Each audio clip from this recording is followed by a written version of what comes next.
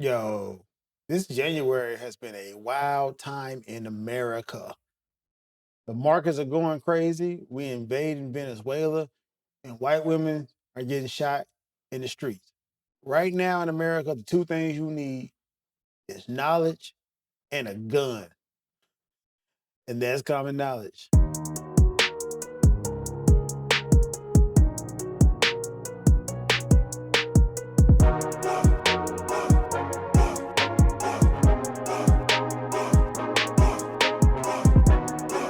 Common Knowledge Podcast, just a man doing the best he can with what he got. And anybody who knows me for a long time can tell you three things about me. And I know these three things about myself. I'm an asshole, but I'm a self-aware asshole. And one is I'm loyal to a fault. If you my homie, you're my homie, it takes a lot for me to wash my hands of you. But on the flip side, if you wash your hands of me, I kind of get it because I'm a lot to deal with. I really do. Two is when it's go time, I go.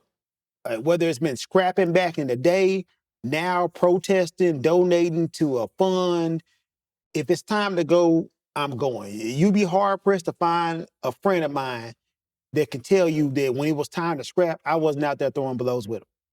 For the most part, that's what I do. I'm always gonna be there out there with you. I got stories of friends who had to face down the Yakuza, and I'm like, all right, well, shit, let's try to take a few with us.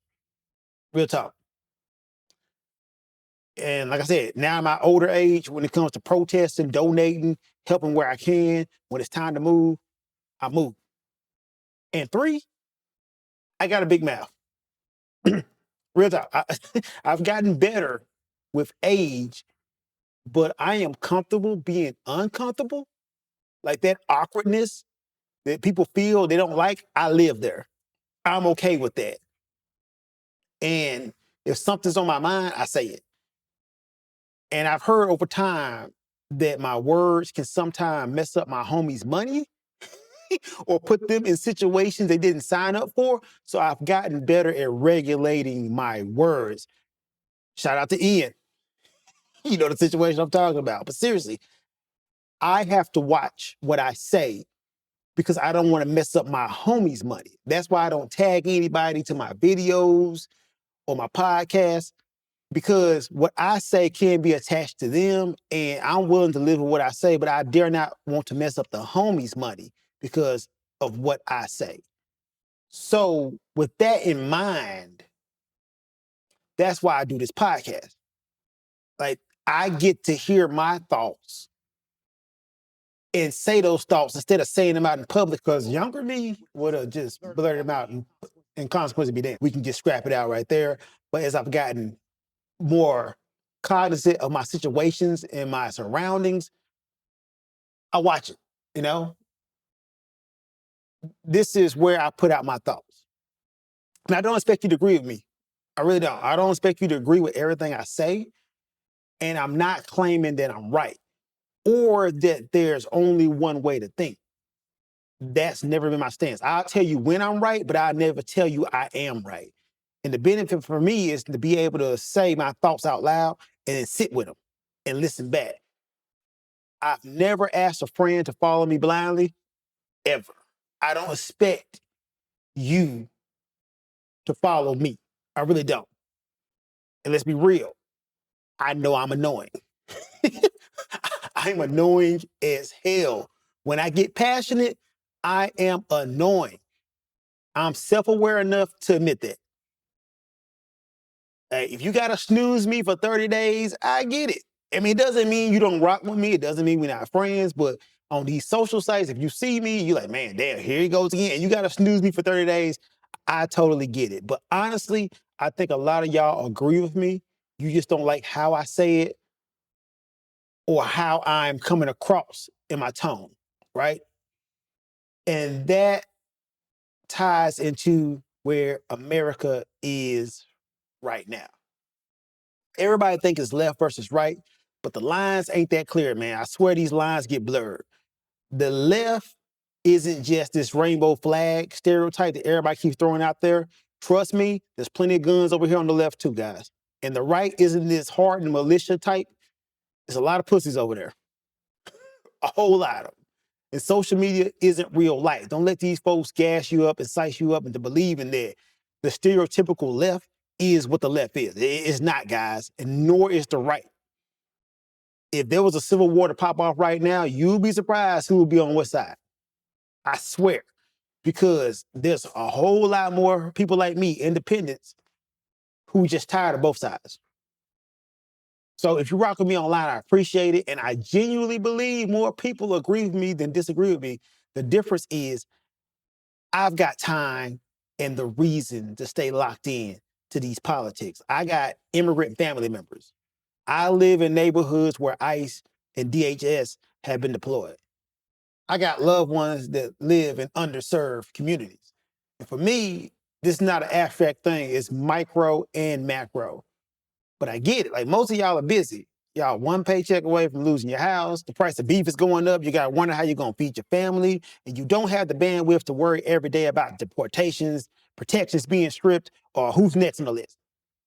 I mean, that doesn't mean you don't care. And I know that. That doesn't mean you don't care because you don't have the time.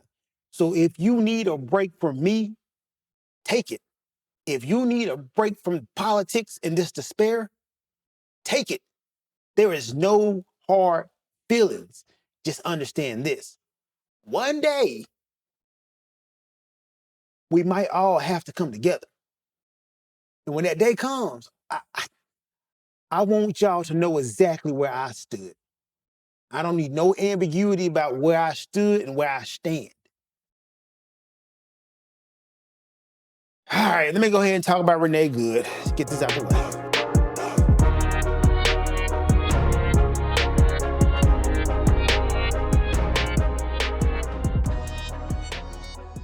All right, so when the Renee Good shooting happened in Minnesota, a lot of folks was DMing me and shooting at me on my podcast, like, yo, Marcus, what you got to say? Like, what do you got to say? And I'm gonna be honest with you guys, man. I didn't have no value add. I didn't have like nothing that I could have said right then that I felt like could have swayed anybody's opinion or shed light or broadly defined what happened. The video is right there. It was all on video. You could check it out. There wasn't much I felt like I needed to say at that moment. I'm gonna keep it honest with you guys, like, real talk. I would like to say I was surprised when it happened, but I wasn't. I said last year on my podcast that the Democrats only had to wait because these folks was gonna go too far. And by all accounts, these folks have went too far. Like, dead ass. When it happened, man, I almost posted something right after the shooting. Like, protests was popping off, timelines were hot, but I stopped myself. I said, nah, nah. Let me sit on this. Let me sit on this. Let me watch. Let me see how people react. And I'm gonna keep 100 with you guys. Like, when I saw the video, I was like, oh my God, this is it, guys. This is the inflection point we all was waiting on. This is the pop-off point. This is the pop-off point. They shot a white lady in the head 3 times. This is gonna be the time we all come together and we say, hey man, we gotta stop it. But then I saw something super familiar. Super familiar. Anybody who remembers all those unarmed black men being shot in the Black Lives Matter movement, you will notice something super familiar. The otherization of black men, and in this case, it happened with Renee Good. It happened so quick, I was like, oh my God, they treating her like a black man. Because within 20 minutes of that shoot, them folks had labeled this lady a domestic terrorist. Within 20 minutes, bro, Kristi Noem came out there and said this was an act of domestic terrorism. Trump had posted on Truth Social, this was domestic terrorism. The right wing echo chamber was going crazy saying, man, hey, this ICE agent almost got hit by a car. He had to defend himself. This was an act of domestic terrorism. And I was like, damn, man, they're not even giving this lady the benefit of an investigation. Like, seriously, when all those unarmed black men were getting shot back in the day, the constant cry was, hey, let's wait for the investigation. Let's wait for the investigation. They didn't even do that with this lady. And then I figured out why. When I found out this, I was like, oh, okay, this ain't gonna be the galvanizing point. We lost. When they said her wife, I was like, ah, shit. Ah, shit. It ain't funny, man, but I'm being so serious. When they said she had a wife, I was like, okay, guys, this ain't the one. they, they finna otherize the hell out of her. And the language about this dear soul, Renee Good, who got shot, was so jarring and maddening because they kept on bringing up shit that had nothing to do with this. They kept on bringing up she had a wife, her pronouns. That's all they kept talking about. They used that language just to otherize her, to send out a code that, hey, you shouldn't care about her. She wasn't the right kind of white woman. Because I ain't gonna lie, guys, once we start shooting white ladies in the face in broad daylight, dog, once you start double tapping white ladies, we lost, dog. We all cooked. If white ladies can get popped in broad daylight, there's no hope for none of us, dog. We're all done. They otherized that lady. I was like, okay, all right, well, here we are. And there's no one right way to look at this situation. This is like a complex situation, but what I saw made something click. America has a masked police force operating right now. A real one, with masks, with what looks like total immunity. No accountability, no restraint. And under no normal circumstances would a Roman masked police force ever be considered just. You can't dress that up. You can't PR that away. A masked police force can never be seen as just. So I asked myself, why do they think this is okay? And then it hit me. It's a Batman complex. Now, cook with me for a second. Batman is my favorite character, but Batman only works dependent on how you look at him. He's either a symbol of hope or he's a straight up vigilante, maniac, egotistical nightmare of a criminal who should have been locked up day one. Think about it. Batman goes outside the law, beats the hell out of the mentally deranged, breaks arms, cave in the ribs, no due process, no trial. He just decides you're guilty and leaves you bleeding in the alley. Then what happens? Those people gotta go to the hospital, and who pays for it? Gotham City. Batman is actually straining the system. He's creating chaos in the system, and the system has to clean it up. He's judge, jury, and executioner. And the public foots the bill. That's ICE. That's DHS. And that's because these folks are operating on righteousness, not the law. And the most dangerous thing you can give a maniac is a mandate. Batman had one. Commissioner Gordon enabled him. Instead of saying, nah, bro, you can't operate above the law, he gave dude a signal flare. And once Batman felt justified, he didn't slow down. He escalated. Because that's what maniacs do when you give them a mandate. They escalate. Same thing here. President Trump is Commissioner Gordon. Stephen Miller is Commissioner Gordon. They gave the green light. And here's the key realization. Those ICE agents don't think they're doing anything wrong. They think they're just. They think they are righteous. And when people believe they are righteous, They don't stop on their own. They go hard every time, bro. History has shown when people think they are righteous and just, they go harder every damn time. So the only question left is, what force is going to shut them down? Is it the courts? Is it the Democrats in the midterm? Hell, are you even going to have an election this year? Because honestly, guys, it's not guaranteed. And that's the danger with the Batman complex. Once you convince yourself you're a hero, anyone you hurt becomes collateral damage.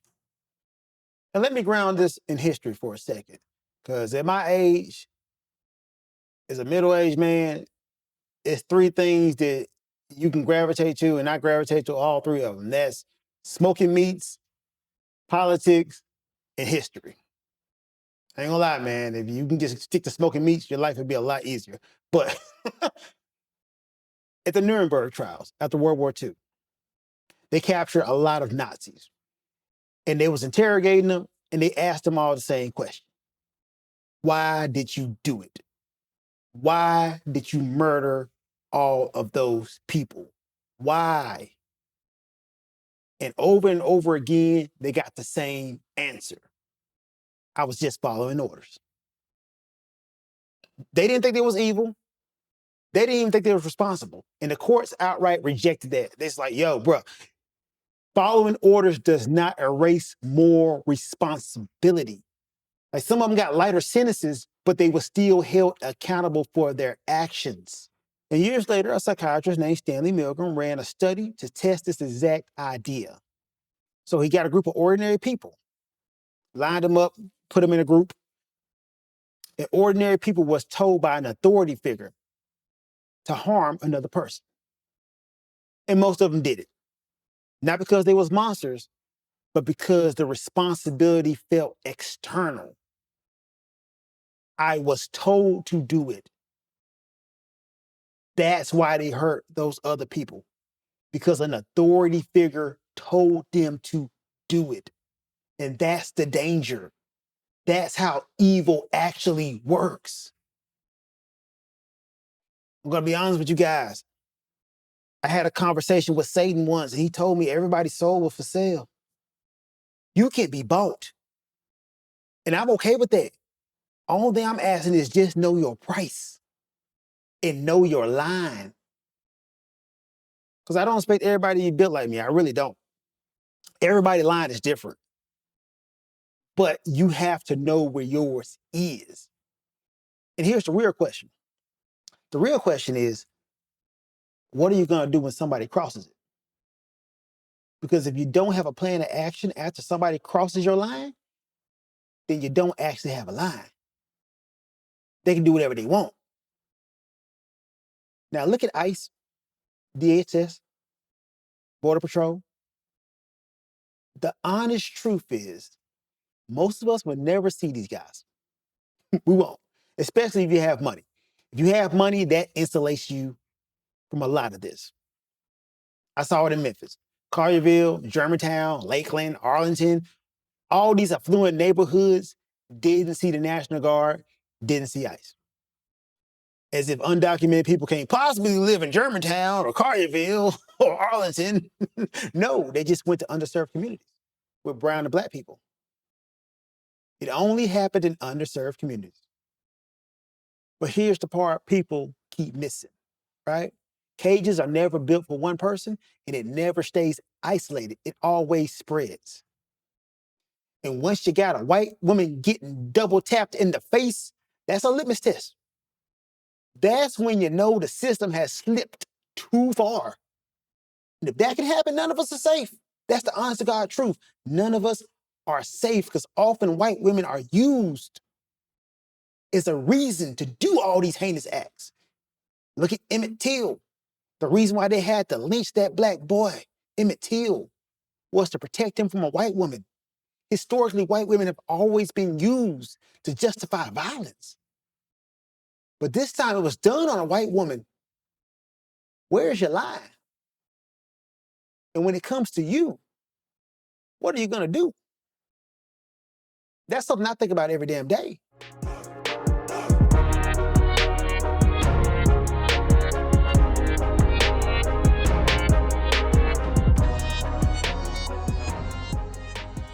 All right, man. Last set, man. I'm gonna keep 100 with you guys, man.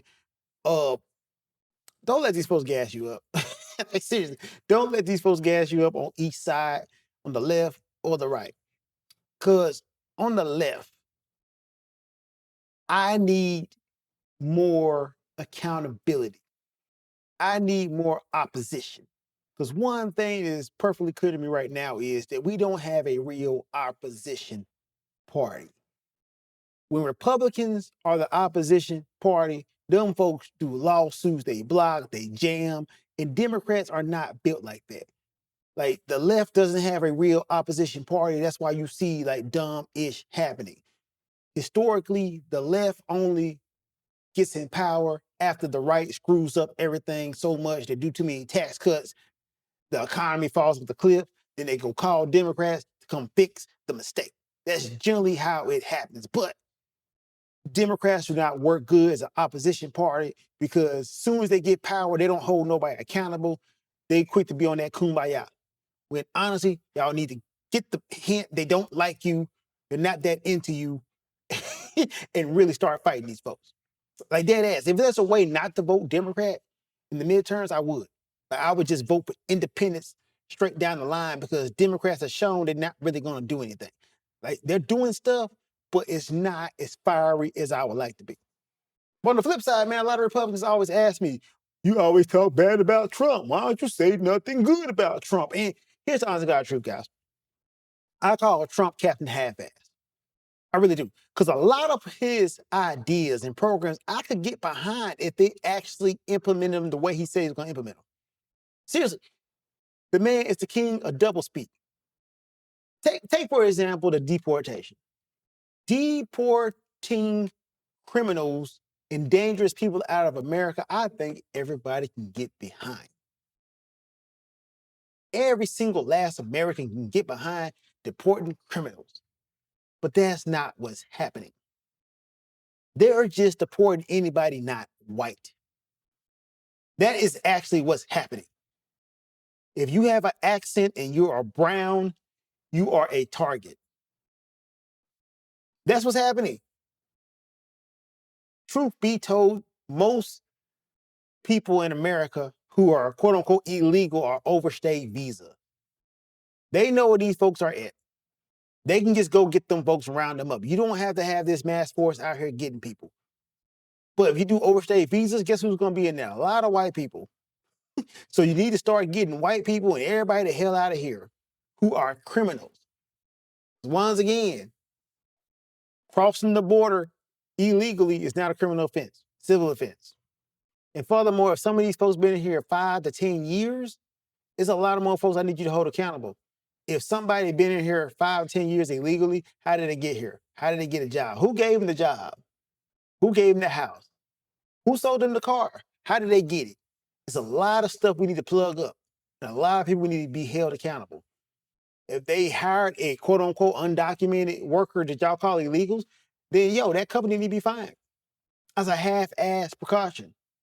I mean, look, I agree with Trump getting rid of the penny. I think getting rid of the penny is a good idea.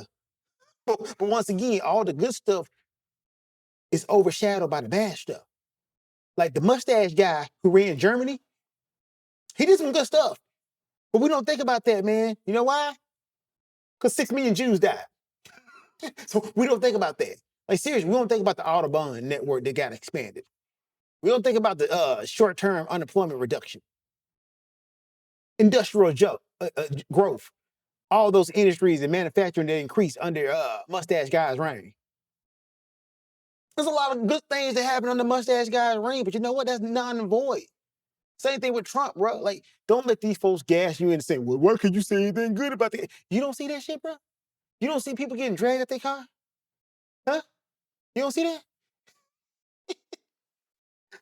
Yes, the markets are going crazy right now. Honestly, I thought the Trump tariff idea was a good idea. I did, because it's a tax. It's a tax that everybody had to pay. It was going to be some shared hurt. Now, true enough, it was going to hurt people with no money more than people with money. But I did think it was a good idea. It was shared hurt. Only problem is, man, all you got to do is kiss that man's ass, suck on his balls, and he'll remove the tariffs for you. And on top of that, the man talking about giving a refund check, which is not going to happen. I know, guys. But he's talking about a refund of some of the money that he got from the terrorists.